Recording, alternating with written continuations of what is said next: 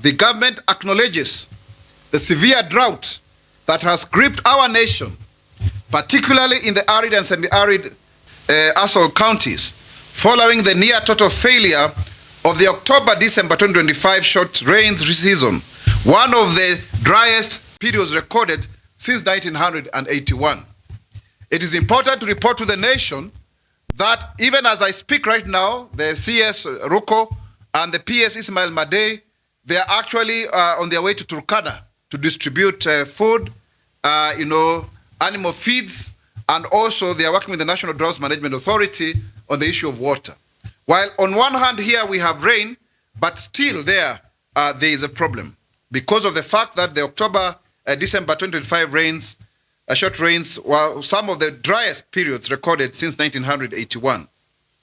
The season delivered 30 to 60% of average rainfall in most affected areas, resulting in acute food insecurity, water shortages, livestock losses, and heightened malnutrition risks for more than 3 million Kenyans. Since September 2025, the government has spent over 6 billion on food and non-food distribution, livestock support, and mitigation measures across 23 ASAL counties. Under the Hunger Safety Net Program, HSNP, Kenya shilling 778.5 million has been disbursed to 131,101 vulnerable households across 8 severely affected counties, namely Mandera, Turkana, which I've just spoken about, Wajir, Marsabit, Garissa, Tana River, Isiolo, and Samburu. These disbursements cover the December 2025 and January 2026 cycles and the February 2026 cycle for Mandera, which remains in alarm stage. The government is, however, witnessing a positive transition since last week because most of the parts of the country have begun to receive rainfall, with heavy downpours recorded in Nairobi, the Lake Victoria Basin, the Rift Valley, and the coastal region. This shift presents a critical window for recovery and renewed agricultural productivity. The government is therefore fully prepared to support farmers to secure national food production through distribution of certified seeds, subsidized fertilizers, and livestock feeds, water tracking, and borehole rehabilitation. We are strengthening immediate resilience while positioning the country for improved harvest. The government urges all farmers to promptly prepare the land and plant high-yield, climate-resilient crops and adopt sustainable agricultural practices to maximize this season's opportunity.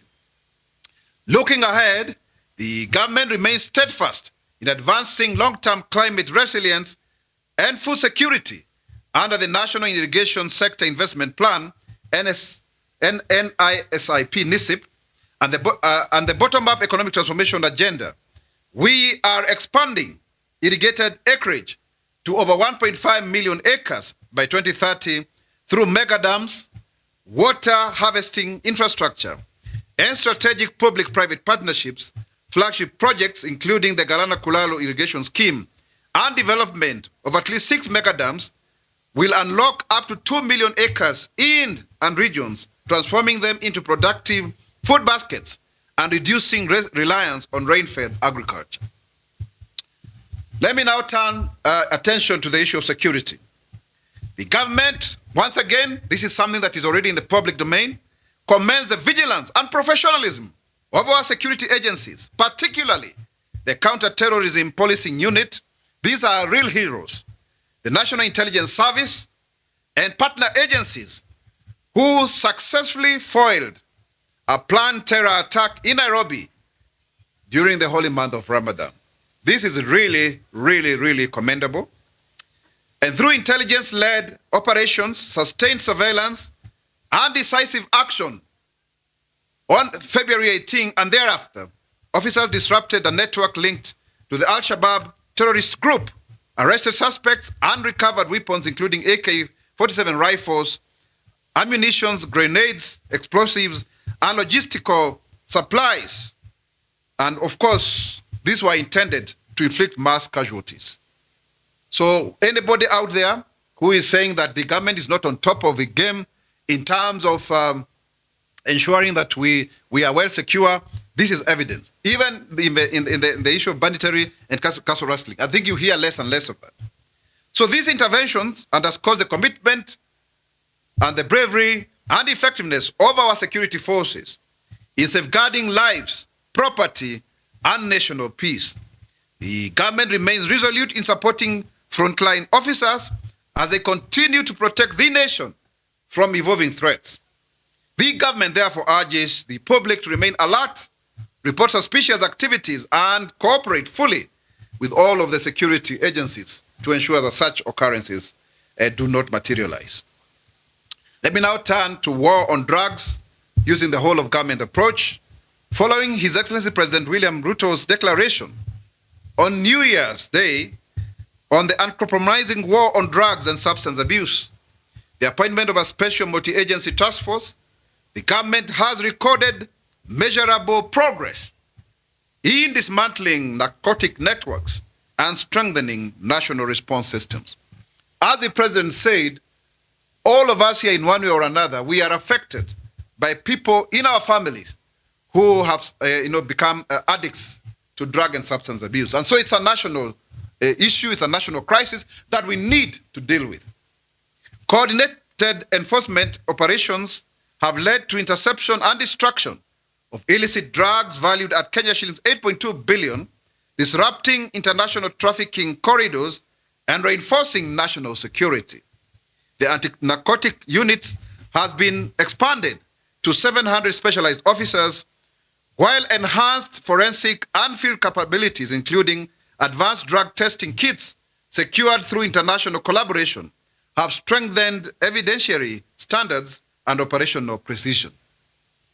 The government has shut down illegal online distribution channels, launched a nationwide crackdown on unlicensed pharmaceutical outlets, and initiated reforms towards establishment of dedicated drug courts to fast-track prosecution of high-level traffickers and offenders.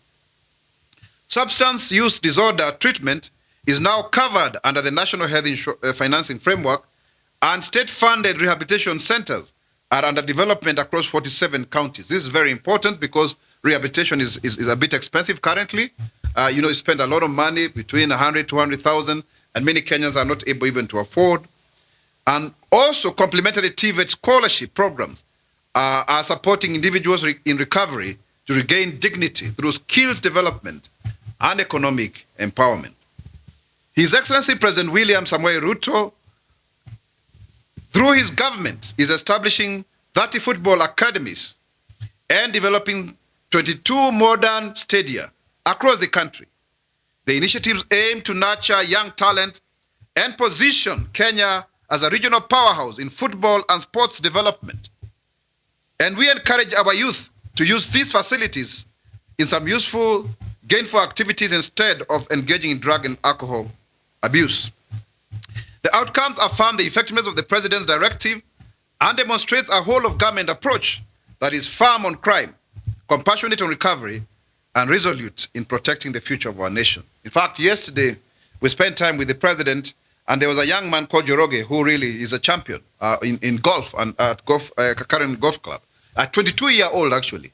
I know, najua Waswahili wanasema kwamba sio Waswahili wa Nairobi wanasema mawe, unawekelea mawe. I think he was able to get 3 million shillings from the current golf club and another 5 million, from the government. I just spoken to the CS for sports, youth and sports, Salim Mwaura, as we're coming for this briefing. So you can see he's already bagged.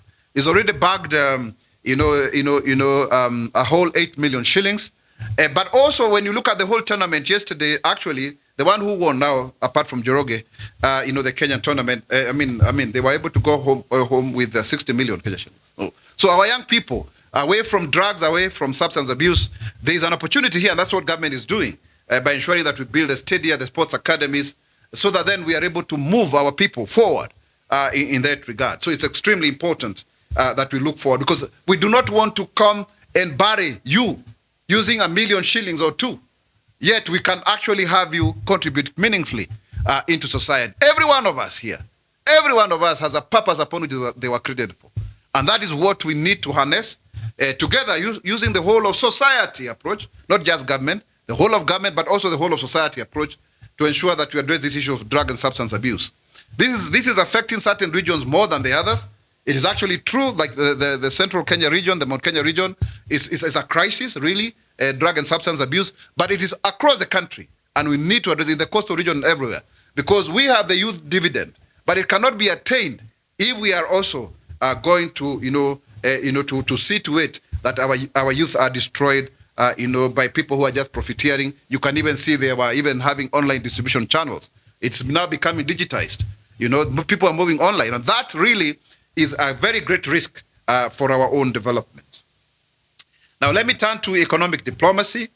Kenya will host the East African Business and Investment Summit on 24th and 25th February 2026 at Safari Park Hotel in Nairobi, bringing policymakers across the country and also internationally to strengthen regional trade ties and advance East Africa's economic agenda. This builds onto Kenya's 2026 diplomatic brief, which prioritizes economic diplomacy, diaspora engagement, and strategic global partnership positions in Kenya. The government encourages the Kenya businesses, exporters, and investors to leverage these platforms to expand markets and unlock new growth opportunities through sustained collaboration and regional solidarity. Kenya remains firmly positioned to advance Agenda 2063's vision of a united, prosperous, and economically integrated Africa, using what I am calling Afro-pragmatism. When you talk about Afro-pragmatism, we are not talking about any other thing that we position Africa as a continent of 1.5 billion people as the next frontier for human growth and development. And that is extremely important. We cannot continue shouting and singing Pan-Africanism. Pan-Africanism enabled us to get liberation and independence. And that was political, civil and political liberation. But we must now seek the economic liberation, as Kwame Nkrumah put it. And that will require pragmatism. That will require pragmatism. And that is why then this intra-Africa trade, you see AfCOFTA, the issue of trading with each other, opening up of borders is extremely important, for us as a Kenya, because we are actually the third largest economy. And so therefore, we stand to really profit and to benefit when we talk about this, going forward. Also, just to reiterate something here that is very, very important for us when it comes to the business environment. Because you see, some people are saying, oh, the economy is not doing well. What are you doing about it? I would want to really tell them to look at what is happening when it comes to the whole outlay within the Nairobi Stock Exchange. You can see clearly the kind of money that's being traded there. But even before we do so, we are expecting to sign a deal. We are expecting to sign a deal between 27th of March, worth $2.5 billion of investment here in Kenya. We are going to have 3 international conferences that are very important. So if people can put up to 324 billion shillings here in our economy, there are numerous opportunities in the country. So nobody should actually say that there is no money enough or there are no opportunities for our people.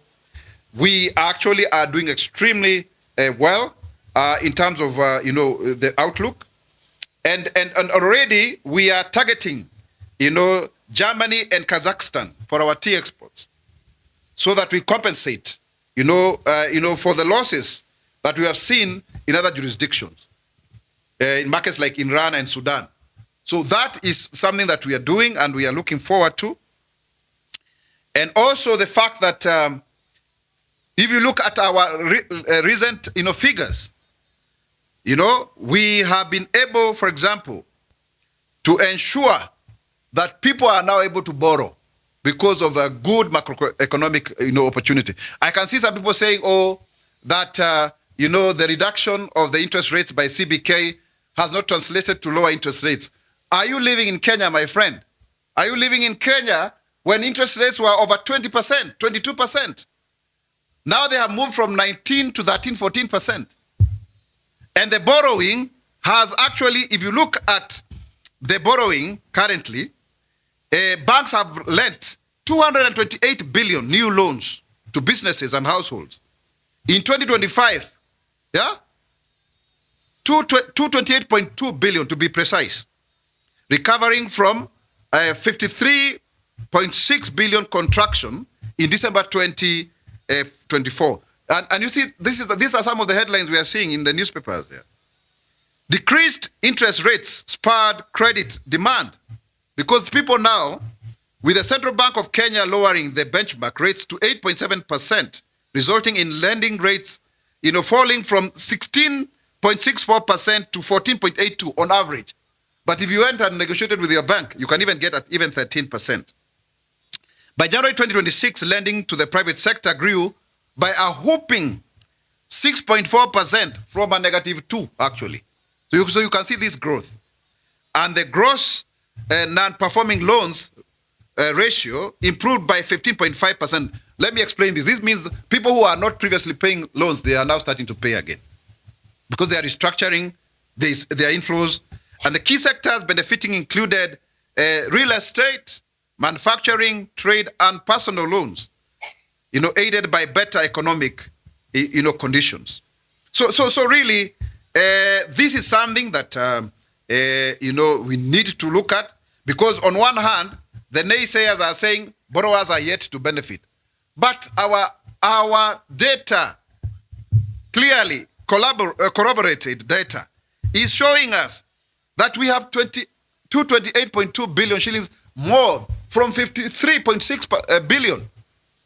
I mean, that means, if you can even do, that is more than 4 times of what was being borrowed previously, almost 4.5 times. So you people who are trying to show, even if you are trying to push a certain political or whatever narrative, Kenya's economy from all angles is much better than the way it was earlier on. I can see, members of the opposition are trying to say we've not fulfilled our promises. We have fulfilled our promises. We are building stadia. We have now gone back to building roads. 177 billion shillings has been paid, in terms of pending bills. 6,000 kilometers of roads are now back on track. We've been able to pay, including that 177 billion, 255 billion in terms of pending bills. So money is starting to circulate in the economy. And then you can't say that we are not doing it. When we've been able to distribute fertilizer, 7.3 million, people are already, mapped as farmers. When we have been able to increase our yield from, 44 million bags to over 72 million, that is a Kenya that we are. That is a Kenya that we are. And we will continue to do that which we have promised our people. Kenya itainuka, Kenya itasimama, Kenya itanawiri kwa umoja na uzalendo. Mimi ni Mkenya mzalendo. Je, wewe? Mimi ni Mkenya mzalendo daima. Kwa mapana na marefu tunasema kwamba mwanzo tumehakikisha kwamba wakati huu kuna kuna kiangazi kikubwa na kuna ukame. Hata ninapozungumza sasa hivi, Waziri Ruku na PS wake wameelekea kule Turkana kusaidia Wakenya wetu waweze kupata chakula na pia malisho ya mifugo yao.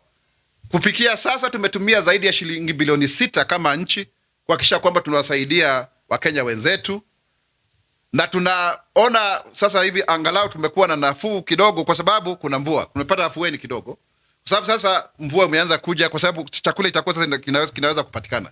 Lakini maeneo yale ambayo yana kiangazi hiki ama ukame bado yameathirika, na huu ni ukame mkubwa sana kwa sababu mvua ya mwezi wa Oktoba mpaka Disemba haukwenda vizuri, mwezi wa 10 mpaka Disemba.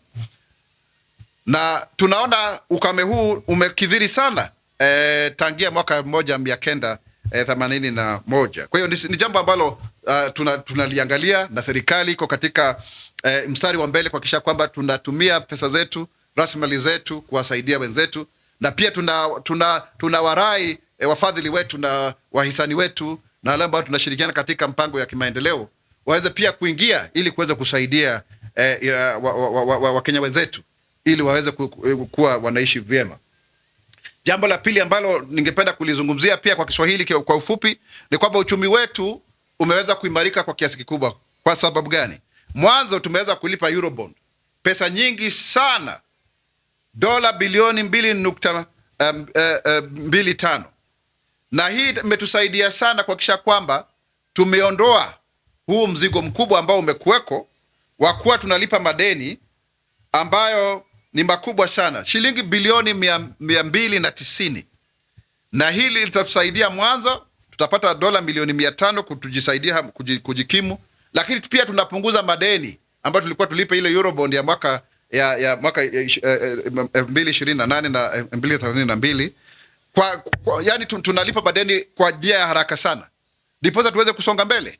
Pia umesikia nimekihadithia vizuri, nataka kusisitiza tena kwamba wale ambao wanasema kwamba riba kushuka chini kutokana na benki kuu ya Kenya, kwamba Wakenya wafaidi, niwaambie huo ni urongo, kwa sababu ukitizama mikopo ya mabenki mwaka wa 2024 tuliweza tu watu waliweza kuchukua madeni ya shilingi bilioni 53.6, lakini sasa hivi tunaona Wakenya wameweza kuchukua madeni mengi sana, jambo ambalo linatufurahisha sana, shilingi bilioni 228.2.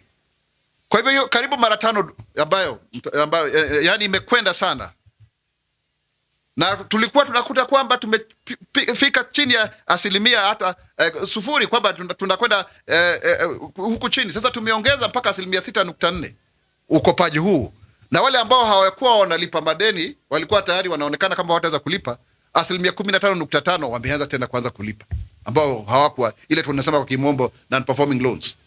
Kwa hivyo iweje kwamba useme kwamba Kenya haiwezi, hainuki?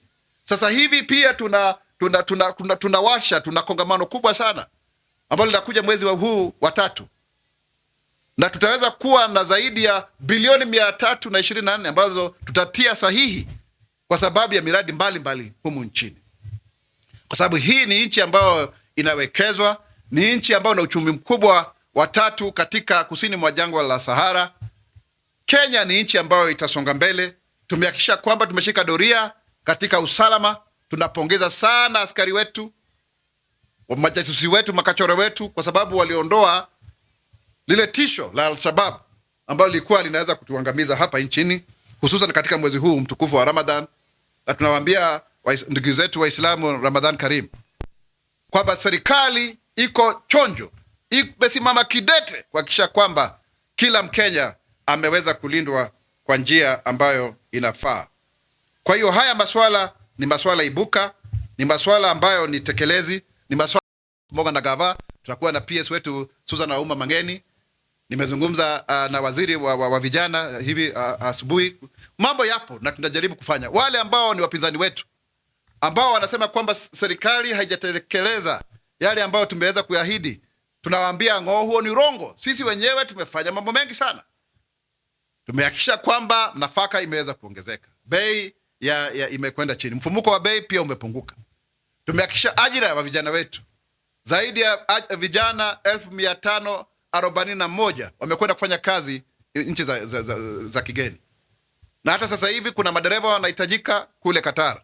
Tunasonga mbele kupitia NEA na wale wengine ambao wanahusika, na hata Jumamosi tulikuwa na kikao kikubwa sana kule Nyeri kuhamasisha umma kwamba tunasonga katika njia ambayo inayofaa. Kenya itainuka, Kenya itasimama, Kenya itanawiri kwa moja na uzalendo. Mimi ni Mkenya mzalendo. Je, wewe? Mimi ni Mkenya mzalendo daima. Sasa tunaweza kuchukua maswali. Nitakujibu ifuatavyo, na wengine pia mtayarishe maswali yenu kwa Kiswahili ama kwa Kiingereza, ni sawa.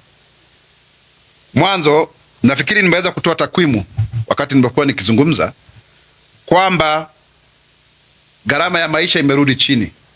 Huo ni ukweli, kwa sababu ukiangalia mfumuko wa bei ulikuwa asilimia 9.6, sasa umepunguka mpaka asilimia 4.67 pale, na bei zenyewe za bidhaa zimeweza kurudi chini. Sio tu unga peke yake, ukienda kwa wakati mwingine ilikuwa imesonga mbele zaidi.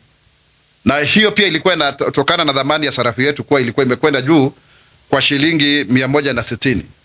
Hata rais alikuwa anatuhadithia, anatuambia kwamba kuna mtu alikuwa anangoja, ambaye ni mmiliki wa benki, alikuwa anangoja kukosekane zile dola, lakini kwa sababu sisi wenyewe kama serikali kupitia uongozi wake tukahakikisha kwamba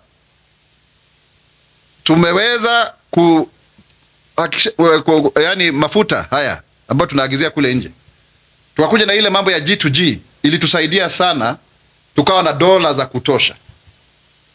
kutosha, na hivyo basi tukadhibiti sarafu na kukakuwa hakuna ukosefu. Na tunashukuru sana benki yetu ya KCB ambayo ilisimama na serikali kuhakikisha kwamba watu hawajatapeli hii nchi. Na unaona katika sekta zote sasa hivi unapoangalia mambo yameweza kuimarika kwa kiasi kikubwa. Pengine kuna wale wanasema kwamba pengine hakuna pesa zinatembea, hivyo ndio posa tumeweza kulipa ile pending bills.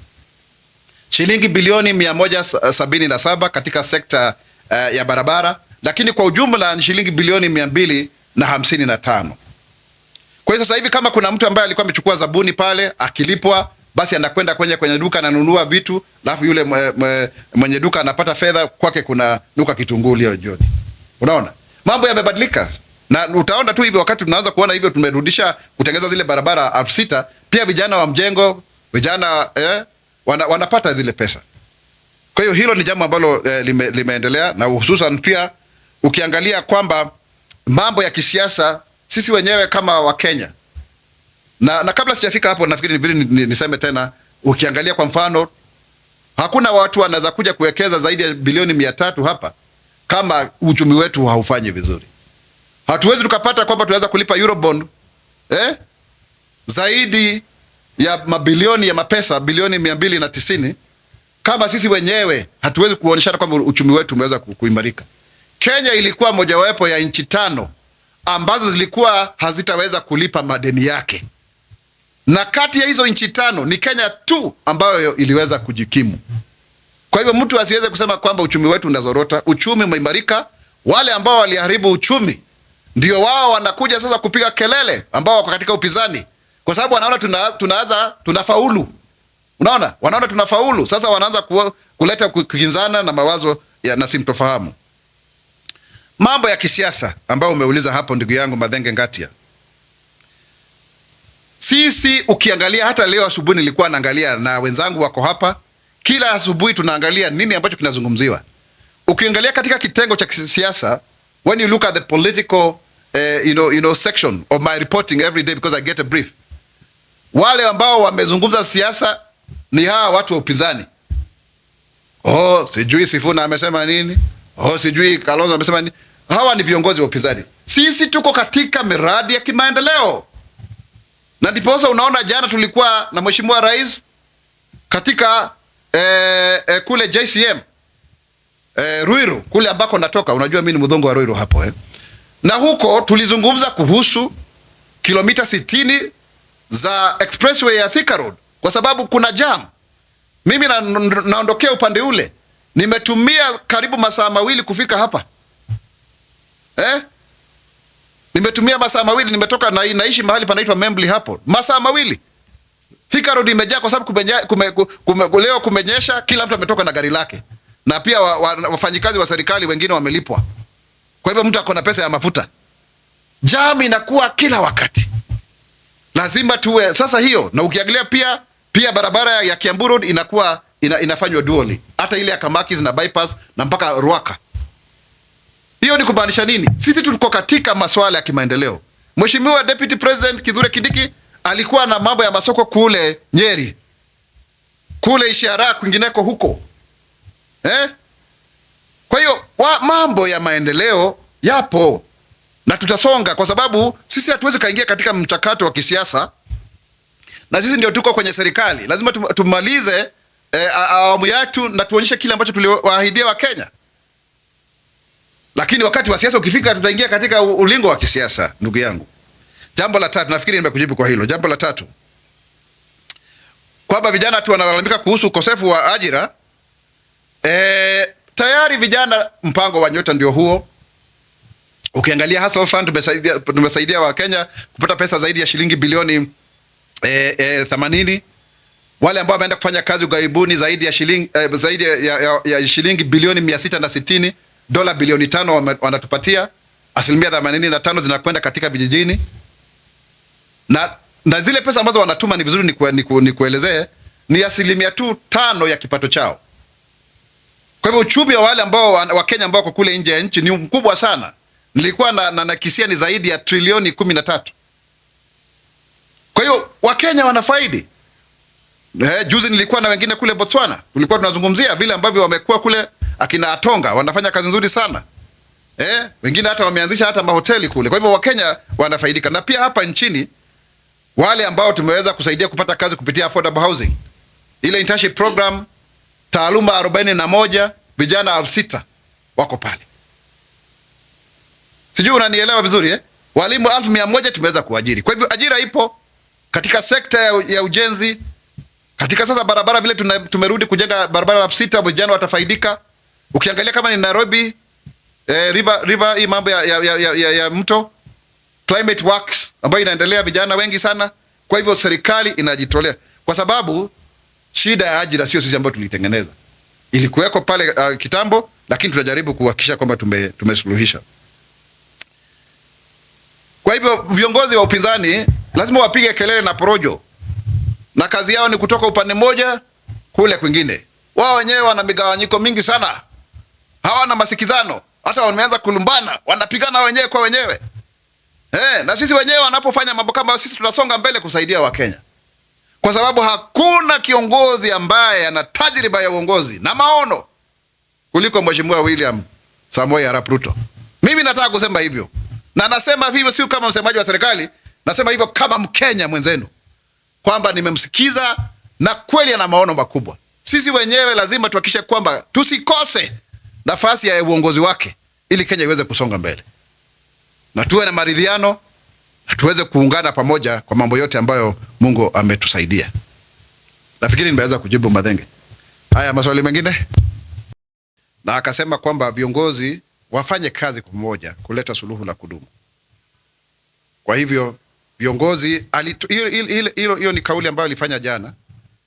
Kwa hivyo kama yeye ametoa hiyo kauli, viongozi sasa washikane, wahakikishe kwamba tumepata suluhu hilo, kwa sababu sote tuko katika serikali moja, lakini sio kulaumiana na kusema hili ama lile lingine, ama kujitafutia umaarufu wa kisiasa, kwa sababu Wakenya hao ndio ambao sisi wote tunahudumia. Kwa hiyo hilo ni jambo ambalo amelisema, na akaitaja watu wote, viongozi waliokuwa pale. Hata mimi mwenyewe natoka katika ile eneo la Githurai.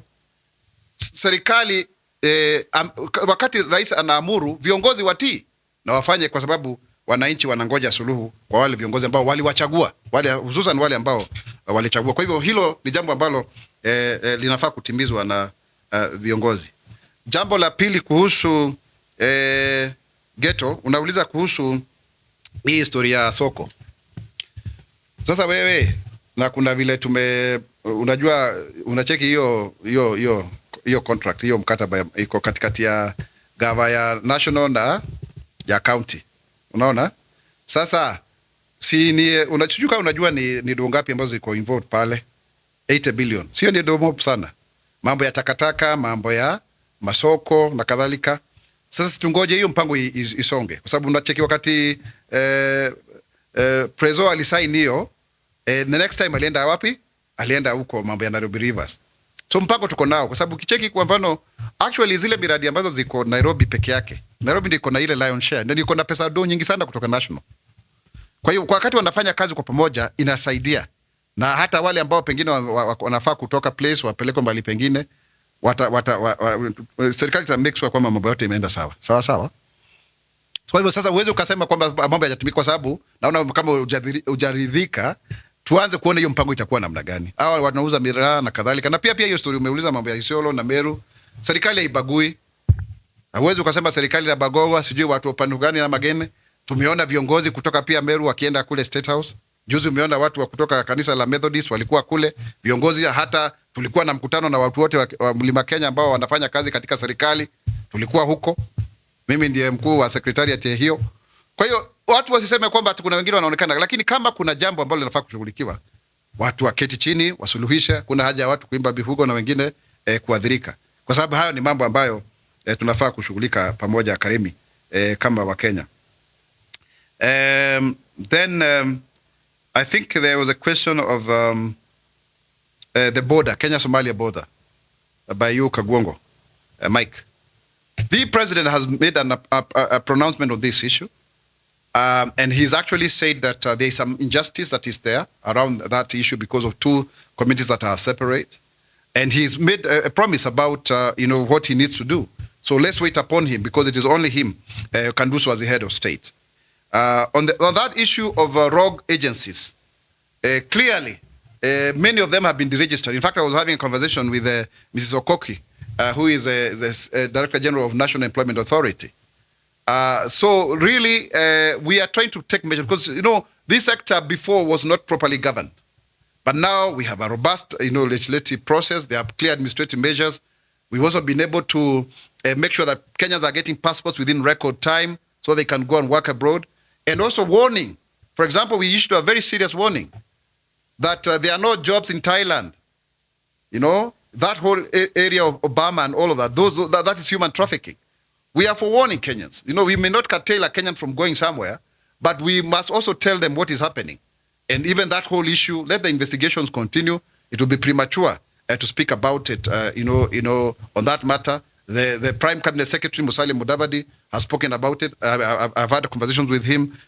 He's pronounced about it. P.S. Roslyn Njogu has spoken about it. So you cannot say that government has not been able to respond. I will refer you to their statements, with regards to the whole issue of Russia and the Kenyans that are involved. But we are warning Kenyans, and this is now directly to all Kenyans, that there are places that you should not just be desperate to go and get jobs, without having due diligence. That is why you need to consult the National Employment Authority. That's why you need to consult the PS for Labor, Andrew Madime, who we had a very long conversation about this, over the weekend, so that you get to know the real jobs. Like now we have very many jobs in Qatar and other places. We need 3,000 drivers, all of that.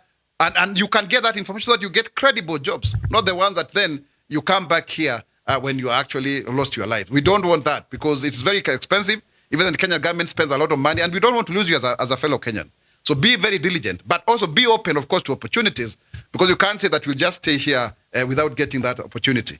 So that is what I would want to say with regards to the questions that you have asked me today, and we look forward to more engagement. We are open as a government, the Office of the Government Spokesperson, and I want to take this opportunity to say thank you very much. There are some journalists here who are very consistent in engaging us and in ensuring that they get information from us.